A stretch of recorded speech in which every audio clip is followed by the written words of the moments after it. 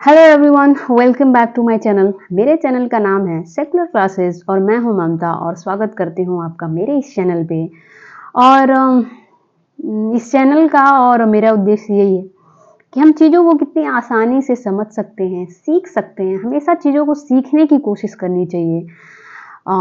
जब हम सीखने की कोशिश करते हैं तो हम उस पे लगातार काम करते हैं और जब हम एक बार सीख जाते हैं तो फिर उसको भूलना मुश्किल होता है। तो हमेशा चीज़ों को सीखने की, लर्न करने की कोशिश करिए रादर देन कि उसको कोई शॉर्टकट ढूँढने की और या फिर किसी तरीके से उसको टैकल करने की। तो बहुत ज़रूरी है इन सब चीज़ों को समझना और कठिन कुछ भी नहीं है।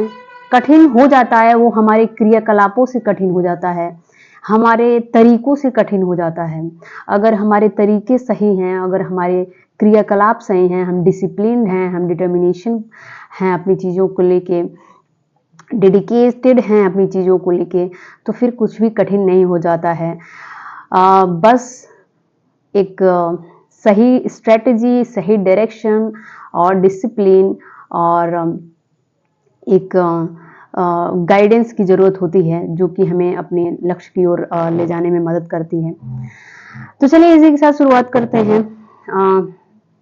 अगर आप यूजीसी नेट जेआरएफ की तैयारी कर रहे हैं और आप पॉलिटिकल साइंस से हैं तो जैसा कि जानते हैं हमारे जो सिलेबस है उसका यूनिट नंबर जो 6 है, इंडियन फॉरेन पॉलिसी, उसमें एक यूनिट है जिसका नाम है भारत का पड़ोसी देशों के साथ संबंध क्या है, India's relation with neighbouring countries, और जो कि इम्पॉर्टेंट भी है हर तरह से और ना ही सिर्फ यूजीसी नेट जेआरएफ एग्ज़ाम के लिए, मतलब और भी एग्ज़ाम में ये बहुत कहीं ना कहीं इम्पॉर्टेंट है। तो चलिए समझते हैं कि कैसे रिश्ते बनते हैं, क्या बनने के पीछे क्या कारण होते हैं, क्यों रिश्ते बिगड़ते हैं किसी देश का किसी देश से, इतिहास का क्या रोल रहता है और समय के अनुसार कैसे-कैसे रिश्ते बदलते जाते हैं, किन-किन तरीकों पे फिर आगे रिलेशंस बनते हैं। फिर हम एक-एक करके जो हमारे भारत के पड़ोसी देश हैं, उसके साथ संबंधों को समझने की कोशिश करेंगे एक-एक के। तो पहले हम समझते हैं कि आखिर इतिहास में रिश्ते कैसे थे भारत के और देशों के साथ और अभी कैसे हैं, तो इसको समझते हैं। तो अगर हम बात करें पहले की अगर हम बात करें पहले की, जब एंशिएंट टाइम था, तो भारत का रिश्ता अपने पड़ोसी देशों के साथ कैसा था, जब भारत जो है वो अखंड नहीं था, जब भारत ऐसा, तो उस टाइम कैसे रिश्ते थे? थोड़ा मैं एक ब्लैंक हाँ, शीट लूँगी, उस पे मैं समझने की कोशिश करेंगे कि जब एंशिएंट टाइम था,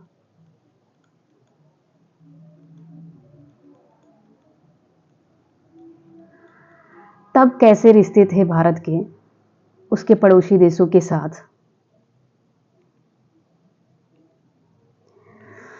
तो जैसे कि उस टाइम जो रिलेशन जो संबंध थे, उस टाइम जो कहीं नहीं इतना पॉलिटिकल नहीं मुद्दा था या फिर इतना राजनीतिक मुद्दे नहीं होते थे। तो वहाँ पे उस टाइम जो मेन था रिश्तों का, वो था कि कल्चरल और ट्रेड को लेके था कि सांस्कृतिक और व्यापारिक रिश्ते के बेसिस पे रिश्ते बनते थे उस टाइम। जैसे कि भारत का उस टाइम जो अफ़गानिस्तान के साथ या फिर श्रीलंका के साथ और चाइना के साथ जो रिश्ते थे वो बहुत मतलब व्यापारिक रिश्ते थे और बहुत मजबूत रिश्ते थे उस टाइम, एंशिएंट टाइम में। और बुद्धिज़्म और हिंदुइज़्म की जो श्रीलंका में, नेपाल में और भूटान में जो उसका प्रचार प्रसार हुआ, वो कहीं न कहीं भारत से होते हुए ही हुआ था। तो उस टाइम जो रिश्तों का जो आधार था वो कहीं न कहीं एंड कल्चरल एंड ट्रेड, व्यापारिक था उस टाइम। फिर जैसे जैसे समय बीता, जैसे मुगल एम्पायर का जब आया, मुगलों का समय आया, उस टाइम रिश्ते कैसे थे भारत के, तो उस टाइम जो रिश्ते थे, उस टाइम का जो अफ़गानिस्तान और सेंट्रल एशिया के साथ जो रिश्ते बने थे, भूटान के साथ संबंध थे, वो कहीं न कहीं डिपेंड करते थे उस टाइम जो वो उस टाइम डिपेंड करते थे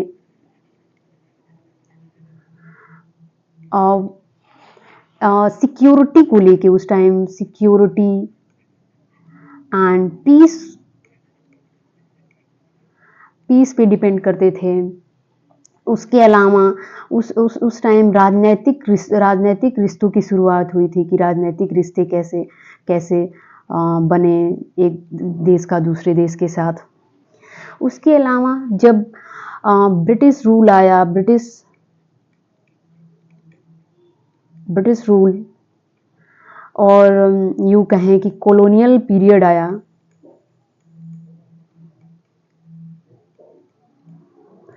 उस टाइम कैसे रिश्ते थे भारत का और पड़ोसी देशों के साथ। तो सबसे तब जो ब्रिटिशर्स थे उन्होंने कहीं न कहीं बाउंड्रीज़ बनानी स्टार्ट की दूसरों के साथ, तो उसी टाइम से बाउंड्रीज़ कॉन्फ्लिक्ट्स की शुरुआत हुई। जैसे कि उस टाइम अफ़गानिस्तान अफ़गानिस्तान अफ़गानिस्तान और जो ब्रिटिश इंडिया था, ब्रिटिश इंडिया जो कि अब पाकिस्तान हो चुका है, पाक हो चुका है, इनके बीच जो इन्होंने एक लैंड मतलब बाउंड्री लाइन बनाई थी, जो कि बोलते हैं डुरंड लाइन, उस टाइम बनाई थी, जो कि आज भी अफ़गानिस्तान और पाकिस्तान के बीच एक मुद्दा बना हुआ, डिस्प्यूट का मुद्दा है। और वैसे ही फिर चाइना के साथ भी मैकमोहन लाइन बना था चाइना और इंडिया के बीच, जो कि आज भी मतलब आज भी एक कॉन्फ्लिक्ट बना हुआ है इंडिया और चाइना के बीच। चाइना तो कभी इस लाइन को मानता ही नहीं है।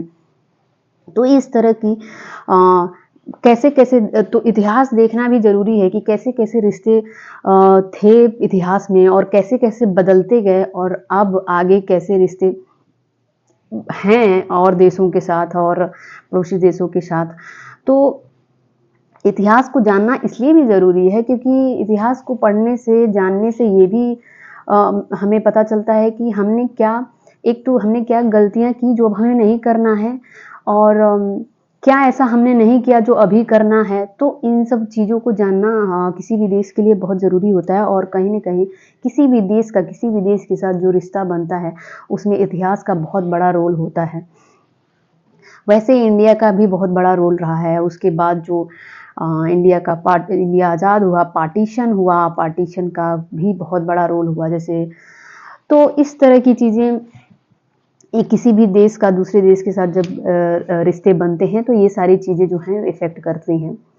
जैसे कि आम भाषा में समझ सकते हैं, जैसे हम लोग भी कहीं न कहीं रहते हैं और हमारे आस-पास भी हमारे पड़ोसी रहते हैं, तो हमारे रिश्ते कभी उनके साथ अच्छे हैं, दोस्ती के हैं, तो कभी मनमुटाव चल रहा है, तो कभी ना चाहते हुए भी हमको इकट्ठा होना पड़ रहा है और उनमें कुछ ऐसे काम को करना पड़ रहा है जो हमारा पर्सनल तो नहीं है, पर फिर भी सब कुछ साथ लेते हुए हमको वो करना पड़ता है। वैसे ही एक देश को लेके हम समझ सकते हैं कि जब एक देश है और भी सारे देश हैं और जब एक इंटरनेशनल चीज़ों की बात आती है तो हमें इन सब चीज़ों को साइड में लेके फिर भी हम उनके साथ आगे आके और हमको काम करना पड़ता है और चीज़ों को लेके आगे बढ़ना पड़ता है। सेम वैसे ही हम एक नेशनल लेवल पे समझ सकते हैं, जो कि हमारे जो डोमेस्टिक लेवल की चीज़ें हैं वही हैं इंटरनेशनल, बहुत ज़्यादा कठिन नहीं है चीज़ों को समझना। तो ये कहीं न कहीं हम लोग समझ गए। और जब हम ये पढ़ते हैं संबंध इंडिया का और देशों के साथ, तो उसमें 2-3 चीज़ें जो हैं वो हम लोग को बहुत इम्पोर्टेंट रहती हैं। जैसे कि आप देख सकते हैं इसमें अफ़गानिस्तान, पाकिस्तान, चाइना। हालाँकि पाकिस्तान का हमारे से उस एरिया से जुड़ा हुआ है जो कि पीओके है, पाकिस्तान ऑक्यूपाइड जो कश्मीर है। उसी से लैंड बाउंड्री जो है हमारी जुड़ी है। तो और बाकी चाइना, भूटान, बांग्लादेश, नेपाल, पाकिस्तान और श्रीलंका, ये हमारे कुछ पड़ोसी देश हैं। तो चलिए समझते हैं, जैसे कि लिखा है, भारत दक्षिण एशिया का सबसे बड़ा देश है। साउथ एशिया है उसका सबसे बड़ा देश है और इसकी सीमाएं जो हैं वो 7 देशों के साथ लगती हैं। इसकी सीमाएं पाकिस्तान के साथ, चीन के साथ, नेपाल के साथ, भूटान के साथ, बांग्लादेश, म्यांमार और अफगानिस्तान। इन देशों के साथ भारत के राजनयिक, आर्थिक, सांस्कृतिक संबंध महत्वपूर्ण हैं। अब हमको इन सब चीज़ों को आगे से बढ़ने से पहले कि किस देश के साथ कौन सा रिश्ता रहा है, कैसा है, क्या एग्रीमेंट हुए हैं, क्या कॉन्फ्लिक्ट रहे हैं और किन चीज़ों पे, उससे पहले हम एक पॉलिसी है जो नेबरहुड फर्स्ट पॉलिसी, इसको समझना बहुत ज़रूरी है। नेबरहुड फर्स्ट पॉलिसी इसको समझना ज़रूरी है। तो हम चलिए समझते हैं कि क्या है neighbourhood first policy. Neighbourhood first policy Bharat सरकार की एक कूटनीतिक नीति है, डिप्लोमेटिक पॉलिसी है, डिप्लोमेटिक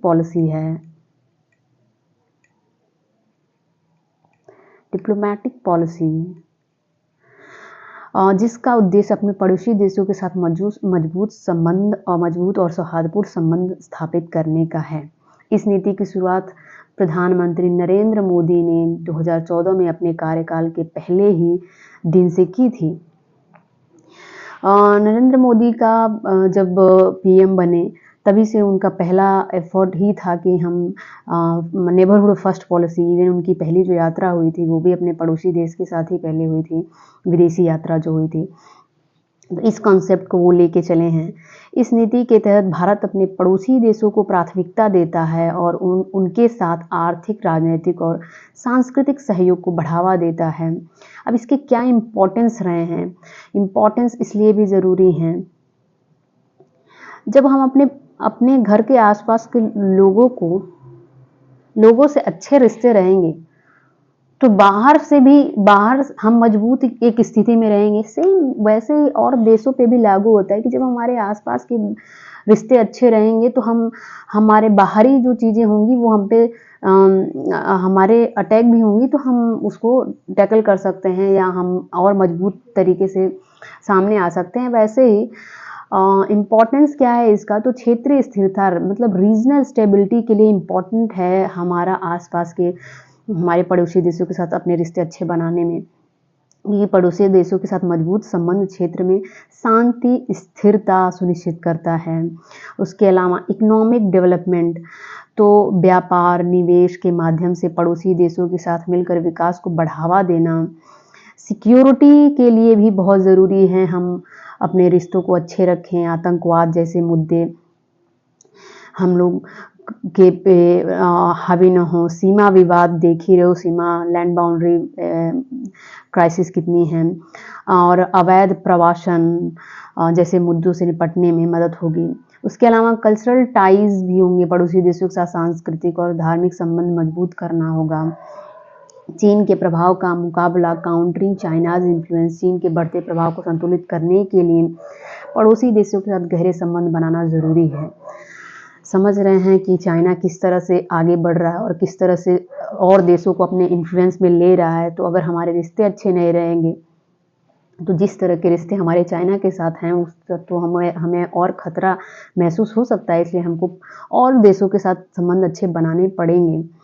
फॉर एग्ज़ाम्पल, भारत ने नेपाल, भूटान, बांग्लादेश और मालदीव जैसे देशों के साथ विकास परियोजनाओं, मानवीय सहायता के रूप में समर्थन प्रदान किया है ताकि हमारे रिश्ते अच्छे बने रहें। जैसे कि कोविड-19 महामारी के दौरान वैक्सीन जो थी, मैत्री वैक्सीन कार्यक्रम चला था, वैक्सीन मैत्री कार्यक्रम चला था, तहत भारत ने अपने पड़ोसी देशों को टीके वितरित किए।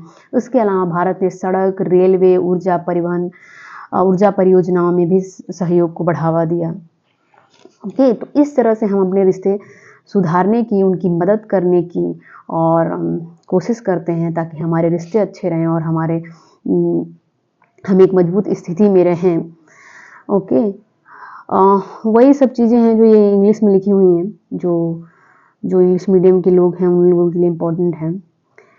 अब कंक्लूजन में हम क्या निकलते हैं कि नेबरहुड फर्स्ट पॉलिसी वाई कहीं न कहीं भारत की कूटनीतिक रणनीति में एक महत्वपूर्ण कदम है, जो क्षेत्रीय स्थिरता के लिए इम्पोर्टेंट है, आर्थिक विकास के लिए इम्पोर्टेंट है, सांस्कृतिक संबंधों को मजबूत करने में मदद करेगा।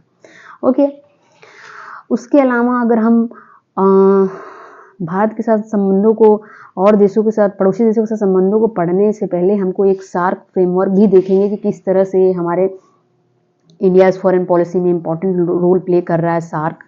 सार्क जिसको बोलते हैं South Asian Association for Regional Corporation, SAARC का फुल फॉर्म होता है South Association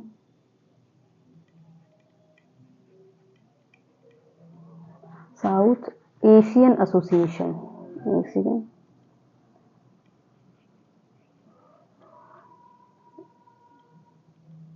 South Asian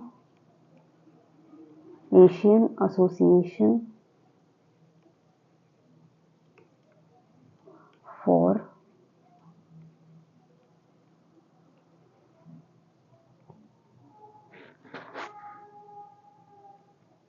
regional Corporation. Okay, मतलब दक्षिण एशियाई क्षेत्रीय सहयोग संगठन, एक क्षेत्रीय संगठन है सार्क और भारत की विदेश नीति में एक महत्वपूर्ण हिस्सा है। सार्क की स्थापना 1985 में हुई थी, 1985 में हुई थी, की गई थी, जिसमें दक्षिण एशिया के 8 देश शामिल थे, जिसमें दक्षिण एशिया के 8 देश शामिल थे, जिसमें है भारत है, पाकिस्तान है, नेपाल, भूटान, बांग्लादेश, श्रीलंका, मालदीव और अफगानिस्तान इसमें शामिल हैं। इसका मुख्य उद्देश्य क्षेत्रीय सहयोग और विकास को बढ़ावा देना है। ठीक है, सार्क का भारत की विदेश नीति में क्या महत्व है, तो वो समझने की कोशिश करते हैं कि सार्क जैसे कि रीजनल कोऑपरेशन में बहुत इम्पोर्टेंट। अब रीजनल जो पड़ोसी देश हैं उनके साथ व्यापार, पर्यटन और सांस्कृतिक संबंधों को मजबूत करेंगे। इकोनॉमिक ग्रोथ होगा, इकोनॉमिक ग्रोथ में, और सार्क जो है वो व्यापार, आर्थिक सहयोग का एक मंच प्रदान करता है, जहाँ पे जो भी शामिल देश हैं वो एक मंच पे इकट्ठा होते हैं और अपनी अपनी बातों को रखते हैं, अपनी अपनी चीज़ों को। तो एक मंच है जहाँ पे हम अपनी चीज़ों को रख सकते हैं और उस पर बात कर सकते हैं। और इसी में सार्क में ही साफ्टा बना साफ्टा, जो कि एक फ्री ट्रेड एग्रीमेंट है। साफ्टा फ्री ट्रेड एग्रीमेंट के तहत व्यापार को बढ़ावा देने का प्रयास किया गया। उसके अलावा सिक्योरिटी के लिए सार्क कैसे इम्पोर्टेंट है, तो आतंकवाद, मानव तस्करी और सीमा विवाद जैसे मुद्दों पर साझा समाधान हो सकता है। देश जो शामिल हैं एक दूसरे से बैठ के बात कर सकते हैं इस पे, और एक सहयोगी कोई निर्णय ले सकते हैं और उसका समाधान निकाल सकते हैं। तो सांस्कृतिक कल्चरल रिलेशंस कैसे, तो सार्क के क्षेत्र में सांस्कृतिक और शैक्षणिक आदान प्रदान को बढ़ावा मिला है। चीन के प्रभाव को काउंटरिंग चाइनाज इन्फ्लुएंस, सार्क की भारत को दक्षिण एशिया में चीन के बढ़ते प्रभाव को संतुलित करने का एक अवसर भी प्रदान करता है। कहीं न कहीं जब हम और देशों के साथ जुड़े हैं तो हम चाइना को कहीं न कहीं काउंटर करने के लिए एक स्थिति में हो सकते हैं। अब हम पढ़ते हैं कि भारत और सार्क की क्या चैलेंजेज हैं। हालांकि सार्क जो है वो बना तो बहुत सही था, पर सार्क इतना इफ़ेक्टिवली इफ़ेक्टिव नहीं हो पाया है, क्योंकि इसमें कहीं न कहीं पाकिस्तान का, भारत का जो कॉन्फ्लिक्ट है हमेशा बार-बार आता है, जिसकी वजह से ये जो क्षेत्रीय संगठन है वो सही तरीके से काम नहीं कर पाता है। तो उस तरह की चुनौतियाँ भी आती हैं, जैसे कि पाकिस्तान ही रहेगा। पाकिस्तान के साथ तनाव, भारत और पाकिस्तान के बीच राजनीतिक विवादों के कारण सार्क प्रगति बाधित हो रही है। उसके अलावा सदस्य जो भी सारे जो देश हैं उनके बीच कहीं न कहीं कोई कॉन्फ्लिक्ट चल रहा है, तो उनमें सहयोग कम है, कोऑपरेशन कम है, आर्थिक और राजनीतिक असमानता का क्षेत्रीय सहयोग भी धीमी गति से हो रहा है। इसके अलावा जो चीन का इन्फ्लुएंस है, कुछ सदस्य देशों पर चीन के बढ़ते आर्थिक और राजनीतिक प्रभाव सार्क को प्रभाव कर रहे हैं, जैसे कि नेपाल पे भी सार्क का प्रभाव बहुत दिख रहा है।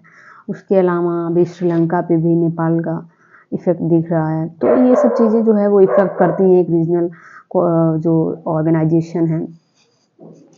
उसके अलावा सार्क के माध्यम से भारत की पहल, अब India's initiative through the SAARC के माध्यम से क्या इनिशिएशन ले सकता है भारत, जैसे कि भारत ने सार्क सैटेलाइट प्रोग्राम चालू किया, जो भारत द्वारा लॉन्च किया गया एक अंतरिक्ष कार्यक्रम है। सार्क सैटेलाइट प्रोग्राम ये भारत द्वारा ही लॉन्च किया गया है, इम्पॉर्टेंट लाइन है। उसके अलावा क्षेत्रीय कनेक्टिविटी को बढ़ावा देने के लिए रेलवे, सड़क और ऊर्जा परियोजनाओं का शुरू करना भारत का एक इनिशिएशन है। आपदा प्रबंधन और स्वास्थ्य देखभाल में भी सहयोग कर रहा है इंडिया सार्क के माध्यम से, सार्क में शामिल देशों के साथ। तो ये सब चीज़ें हैं जो सार्क जो है वो इंडियाज़ फॉरेन पॉलिसी में कैसे रोल प्ले कर रहा है और इसके क्या क्या इफ़ेक्ट हो सकते हैं, साइड इफ़ेक्ट हो सकते हैं, वो सारी चीज़ें। ओके, अब हम देखते हैं एक-एक पड़ोसी देशों के साथ कैसे संबंध हैं। तो उसमें जैसे कि पहले हमने लिया है पाकिस्तान के साथ कैसे रिश्ते हैं भारत के। तो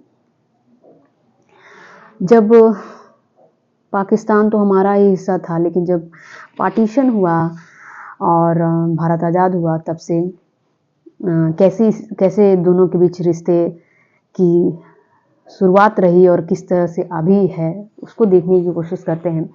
जैसे कि भारत और पाकिस्तान के बीच ऐतिहासिक हिस्टोरिकल बैकग्राउंड हम देखेंगे कि क्या रहे हैं, और हम इसमें की डेट्स देखेंगे, एग्रीमेंट्स देखेंगे एंड पॉलिसीज़ देखेंगे। कभी-कभी सवाल इन पॉलिसी से या एग्रीमेंट से या फिर डेट से आ सकता है, तो वो देखने की कोशिश करेंगे। तो 1947 जैसा कि सभी जानते हैं, भारत का विभाजन भी हुआ और पाकिस्तान का निर्माण हुआ और भारत भी आज़ाद हुआ। यह दो राष्ट्र के बीच संबंधों की शुरुआत थी, लेकिन विभाजन के समय हुए दंगों और शरणार्थियों के संकट ने दो देशों के रिश्तों में कड़वाहट भर दी। जैसा कि हम जानते हैं कि किस तरह का उस समय सिचुएशन था, लोग किस तरह से यहाँ से वहाँ जा रहे थे, किस तरह के दंगे हो रहे थे, लोगों की जान की कोई परवाह ही नहीं थी। ऐसा लग रहा था कि कोई वैल्यू ही नहीं है, इस तरह की सिचुएशन हुई थी उस टाइम। उसके बाद अब हम पढ़ते हैं की डेट्स एंड इवेंट्स, कुछ प्रमुख तिथियां और घटनाएं जो कि हमारे एग्जाम पॉइंट ऑफ व्यू से बहुत इंपॉर्टेंट हैं। जैसे कि 1947 से 48 में भारत पाक का पहला युद्ध हुआ, फर्स्ट इंडो पाक वॉर हुआ, और जम्मू और कश्मीर के विलय को लेकर संघर्ष हुए। संयुक्त राष्ट्र के हस्तक्षेप से युद्ध विराम हुआ, जैसा कि conflict over association of Jammu and Kashmir cease fire broken by the UN, जैसा कि पंडित जवाहरलाल नेहरू ने जब यूएनओ में लेके बात गए कि ऐसी बात है और पाकिस्तान ने हम पे हमला कर दिया है, हमें क्या करना चाहिए। जवाहरलाल नेहरू को कोई पॉजिटिव उम्मीद थी, पर यूएनओ ने ये बोला कि जो सीज फायर का मतलब है कि जो जहाँ है वहीं रुक जाए, और उस टाइम तक जो पाकिस्तान था वो कश्मीर के उस हिस्से तक आ चुका था जो अभी पीओके का हिस्सा बन चुका है, पाकिस्तान ऑक्युपाइड कश्मीर। और इसी डिसीजन की वजह से पीओके जो है वो पाकिस्तान के कब्जे में आ गया। फिर 1949 में युद्ध विराम हुआ, सीज फायर लाइन का निर्माण हुआ, जो जहाँ है वहीं रुक जाए, वैसा वाला सिचुएशन था, तो यही हुआ। दूसरा फिर युद्ध हुआ 1965 में, सेकेंड इंडो पाक वार हुआ, दूसरा भारत पाकिस्तान युद्ध हुआ 1965 में, और इस टाइम जो इंडिया की जो है वो जीत हुई। और फिर कश्मीर को लेकर दूसरा युद्ध हुआ, ताशकंद समझौता के तहत ये जो युद्ध हुआ वो समाप्त हुआ। ताशकंद जो समझौता हुआ था, जो कि लाल बहादुर शास्त्री इसमें शामिल हुए थे, और जो 1966 में हुआ था, तो उसके तहत ये युद्ध समाप्त हुआ। और तीसरा जो युद्ध हुआ 1971 का भारत और पाकिस्तान का, वो बांग्लादेश का जो निर्माण हुआ।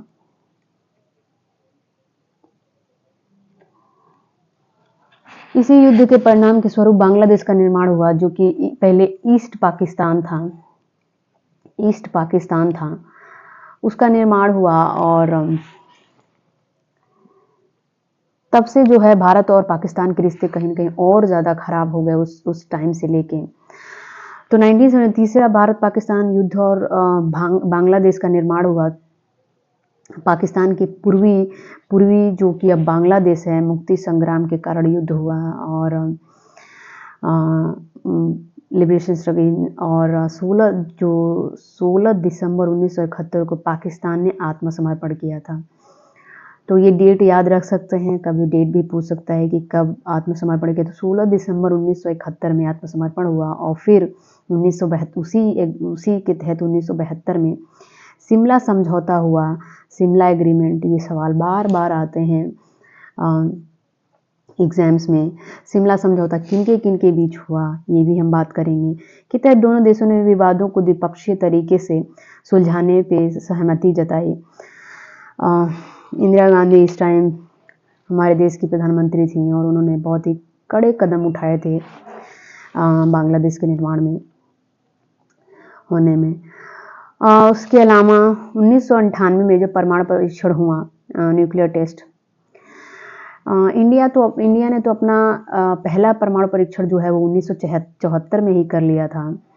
और पाकिस्तान इसको देख के पहले ही बहुत चाहता था कि कब मैं भी परमाणु परीक्षण वाला परमाणु उसका देश बन जाऊं।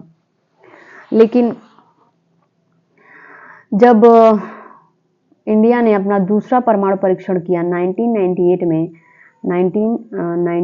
में 13 मई को ऑपरेशन शक्ति के जिसको नाम से जाना जाता है, ऑपरेशन शक्ति, तभी पाकिस्तान ने भी 28 मई 1998 को पाकिस्तान में ने भी अपना परमाणु परीक्षण किया। और किस जगह पे किया, तो ये चगाई पे किया, जो कि अभी पिछले जो एग्ज़ाम हुआ है उसमें ये पूछा गया था कि पाकिस्तान ने परमाणु परीक्षण किस जगह पे किया। तो चगाई फर्स्ट जिसको नाम से जाना जाता है, और चगाई जो जगह है यहीं पे देखा गया था। उसके अलावा पाकिस्तानी सेना ने कश्मीर के कारगिल सेक्टर में घुसपैठ की, लेकिन भारतीय सेना इसे नाकाम कर बैठी। उसके अलावा जो ये हुआ परमाणु परीक्षण में तनाव बढ़ा।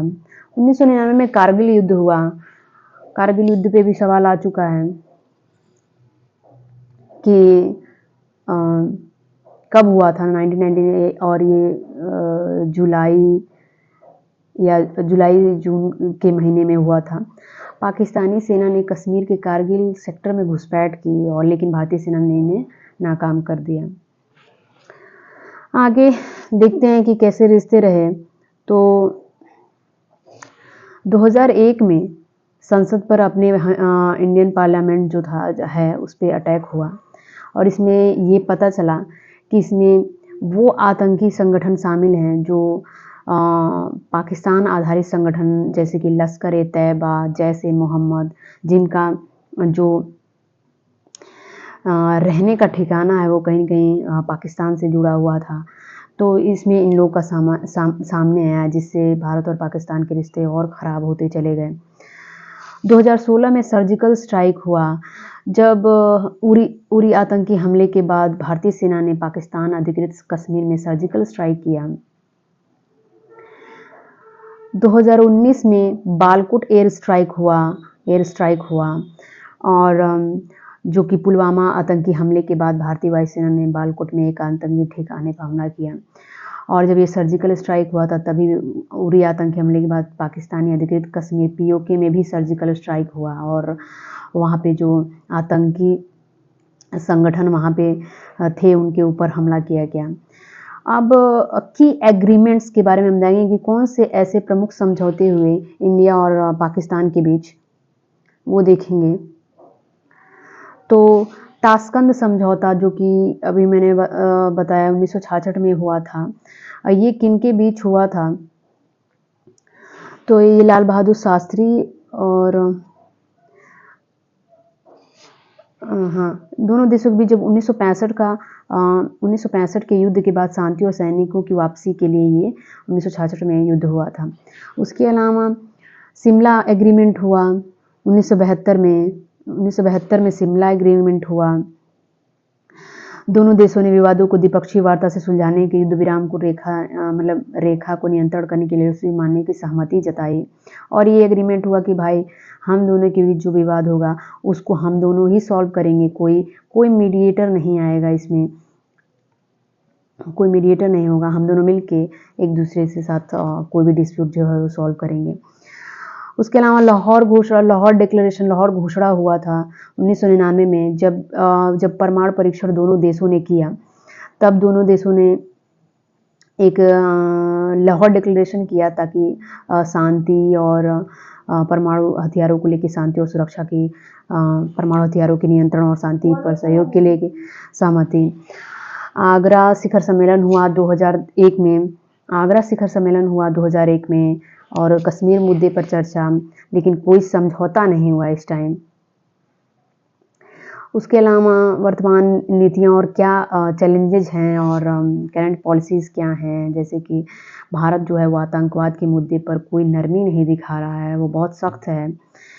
और उसके अलावा पड़ोसी प्रथम ने द्विपक्षीय वार्ता के लिए भारत ने शर्त रखी है कि पाकिस्तान आतंकवाद के समर्थन देना बंद करें। और जो नेबरहुड फर्स्ट पॉलिसी है उसमें पाकिस्तान को भारत ने कोई छूट नहीं दी है। ओके। और उसके अलावा चैलेंजेस क्या हैं कि चैलेंज वही क्रॉस बॉर्डर टेररिज्म की बात, कश्मीर इशू चल ही रहा है, भले 370 हट गया है फिर भी कश्मीर इशू और चल ही रहे हैं। उसके अलावा व्यापार और सांस्कृतिक संपर्क, lack of trade and cultural exchange की प्रॉब्लम, चैलेंजेस हैं। और 2021 में द्विपक्षीय संघर्ष विराम की सहमति जताई गई है 2021 में, bilateral agreement on cease fire. अब कंक्लूजन ये निकलता है कि भारत और पाकिस्तान के संबंध जटिल और तनावपूर्ण हैं, लेकिन शांति और स्थिरता के लिए संवाद और विश्वास निर्माण आवश्यक है। हाँ, तनावपूर्ण संबंध हैं, पर आगे उम्मीद ये है कि हम किसी संवाद के जरिए, डिप्लोमेसी के जरिए और एक दूसरे के रिश्ते सही कर सकते हैं और एक दूसरे के साथ एक कोऑपरेटिव रिश्ते निभा सकते हैं। अब हम समझेंगे कि प्रधानमंत्रियों और राष्ट्रपतियों के बीच हुए समझौते और यात्राएं, कभी-कभी सवाल ऐसा भी आ जाता है कि कौन से प्रधानमंत्री या राष्ट्रपति रहे जो कब वहाँ उस देश की यात्रा किए या क्या उनके साथ एग्रीमेंट रहे। तो इस तरह की चीज़ें आ सकती हैं कभी, तो उसको समझने की कोशिश करते हैं और पढ़ते हैं। भारत और पाकिस्तान के प्रधानमंत्रियों और राष्ट्रपतियों के बीच हुए समझौते और यात्राएं क्या-क्या रहीं, जैसे कि पंडित जवाहरलाल नेहरू की बात करें तो 1947 से 1964 समझौता इनके बीच 1947 में, जब कश्मीर विवाद के लिए संयुक्त राष्ट्र का हस्तक्षेप हुआ, जो सीज फायर हुआ था उस टाइम। उसके अलावा 1950 में नेहरू और लियाकत समझौता हुआ था, और ये समझौता हुआ था अल्पसंख्यकों के अधिकारों के लिए। जब विभाजन हुआ तो कितने लोग यहाँ से वहाँ गए, वहाँ से कितने लोग यहाँ से यहाँ आए, और वो कहीं न कहीं अल्पसंख्यक रह गए, तो उनके धर्म की सुरक्षा के लिए, उनके संस्कृतियों की सुरक्षा के लिए, उनके मतलब सारी चीज़ों के लिए एक एग्रीमेंट हुआ कि आप अपने यहाँ उन लोगों की सुरक्षा दोगे और हम अपने यहाँ, और दोनों देश के जो आना चाहें तो वो यहाँ आ सकते हैं, वो जाना चाहे तो वो जा सकते हैं। इस तरह के एग्रीमेंट हुआ, नेहरू लियाकत समझौता। ये क्वेश्चन आ चुका है कि किनके बीच समझौता हुआ था, तो ये नेहरू और लियाकत के बीच हुआ था। और पंडित नेहरू ने कोई पाकिस्तान की कोई आधिकारिक यात्रा नहीं की। उसके अलावा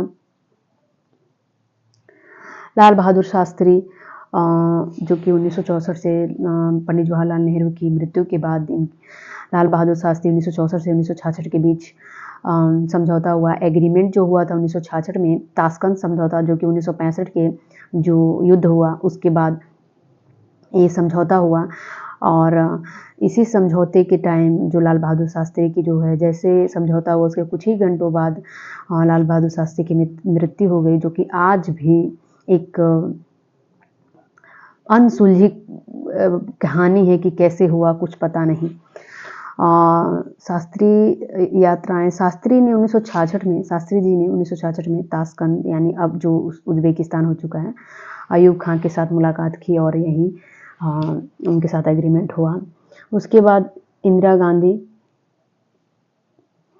1966 से 1977 और 1980 से 1984 इनके जो एग्रीमेंट हुए थे 1972 में, जो कि शिमला समझौता हुआ, जो कि 1971 के भारत पाकिस्तान युद्ध के बाद हुआ।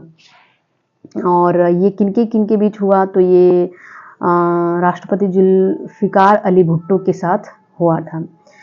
इंदिरा गांधी ने भी कभी आधिकारिक यात्रा नहीं की पाकिस्तान की, मतलब स्टेट विजिट कभी नहीं किया। उसके अलावा राजीव गांधी 1984 से 1989 तक रहे प्रधानमंत्री, और इनके जो एग्रीमेंट राजीव गांधी और पाकिस्तान के राष्ट्रपति जियाउल हक के बीच। एक मिनट, मेरा जो लैपटॉप है वो डिस्चार्ज हो रहा है, तो मैं थोड़ा चार्ज में लगा देती हूँ। श्रेया,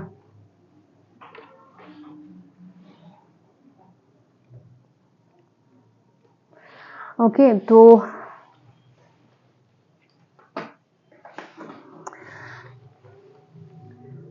राजीव गांधी और अब इन राजीव गांधी और पाकिस्तान के राष्ट्रपति जिया उल हक के बीच परमाणु हथियारों के प्रसार पर चर्चा हुई थी।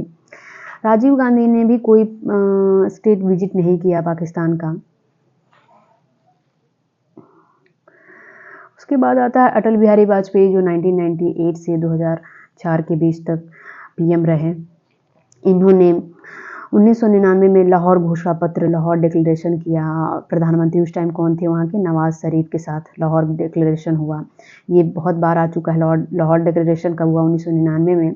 और कभी अभी ये भी पूछ सकता है कि किन के बीच हुआ, तो अटल बिहारी वाजपेयी और नवाज शरीफ के बीच हुआ था। ये वही डिक्लेरेशन था जब परमाणु हथियार का परीक्षण दोनों देशों ने 1998 में किया। तो कैसे परमाणु हथियारों के लिए शांति और परमाणु हथियार की कमी पे चीज़ें बात हुई। और यात्राएं, जैसे agreement to enhance peace and prevent nuclear war, ये यात्राएं 1999 में वाजपेयी जी ने बस यात्रा के माध्यम से पाकिस्तान का दौरा किया और लाहौर में नवाज शरीफ से मिले थे। ठीक है। मनमोहन सिंह 2004 से 2014 तक रहे प्रधानमंत्री। समझौता 2008 में व्यापार और वीज़ा प्रक्रिया को सरल बनाने के लिए प्रयास किया गया कि कैसे इजीली लोग वहां से आ सकें, यहाँ से जा सकें। यात्राएं, मनमोहन सिंह ने पाकिस्तान की यात्रा की योजना बनाई, लेकिन कोई आधिकारिक दौर नहीं किया। फिर नरेंद्र मोदी 2014 से वर्तमान तक अभी पता ही है कि यही हैं। तो इनके बीच क्या समझौता हुआ? तो एग्रीमेंट शांति और आतंकवाद के मुद्दे पर चर्चा हुई है। उरी और पुलवामा आतंकी हमलों के बाद सर्जिकल स्ट्राइक और बालाकोट एयर स्ट्राइक हुआ है। 2015 में प्रधानमंत्री नरेंद्र मोदी ने नवाज शरीफ के निमंत्रण पर लाहौर की अनौपचारिक यात्रा की थी। ओके। और पाकिस्तान के राष्ट्रपतियों और प्रधानमंत्रियों की यात्राएं क्या रही? तो 1950 में लियाकत अली खान ने भारत की यात्रा की थी 1950 में। उसके अलावा 1972 में जुल्फिकार अली भुट्टो ने शिमला में जो आई थी, तो शिमला में समझौता हुआ था, तो भारत का समझौता किया। 1999 में परवेज मुशर्रफ ने भी आगरा सम्मेलन में भाग लिया था, तो आगरा सम्मेलन जो हुआ था 1999 में। कंक्लूजन पे हम आते हैं, तो ये होता है कि भारत और पाकिस्तान के प्रधानमंत्रियों और राष्ट्रपतियों ने कई बार शांति और सहयोग की कोशिश की, लेकिन दोनों देशों के बीच आतंकवाद और कश्मीर मुद्दे विवाद जैसी समस्याएं स्थायी माध्यम से बनी हुई हैं। और कहीं न कहीं इन रिश्तों को सुधारा इसलिए भी नहीं जा रहा है कि कहीं न कहीं दोनों देश जो हैं वो इसको मुद्दा बना के रखना भी चाहते हैं और मुद्दे नहीं रहेंगे ये, तो चुनाव कैसे जीते जाएँगे? तो कहीं न कहीं ये मुद्दा उस देश का भी बना हुआ है और यहाँ का भी मुद्दा बना हुआ है, इसलिए दोनों देशों की जो है चीज़ें सही नहीं हो पा रही हैं। तो इस तरह से हमने चीज़ों को समझा और जाना। इसका मैं नेक्स्ट पार्ट लेके आऊँगी कि और पड़ोसी देशों के साथ कैसे संबंध हैं भारत के और क्या-क्या इम्पोर्टेंट एग्रीमेंट हुए हैं, कॉन्फ्लिक्ट क्या चीज़ें रही हैं, उसको लेके। So thank you so much for watching this video. Please like and share and subscribe my channel. फिर मिलेंगे, बाय।